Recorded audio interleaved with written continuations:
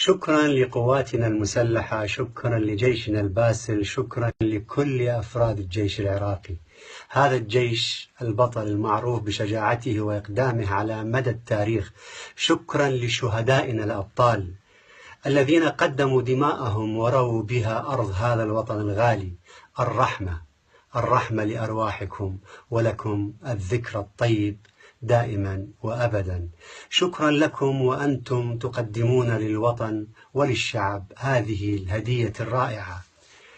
وأنت يا نينوى يا حبيبتي يا مدينتي العزيزة، ويا أبناء نينوى الطيبين من كل القوميات والأديان والمذاهب، قلوب العراقيين جميعها معكم منذ أن دخلت الموصل الحدباء في بحر من الدماء لمدة 4 سنوات ولاقت ما لاقت من العذاب.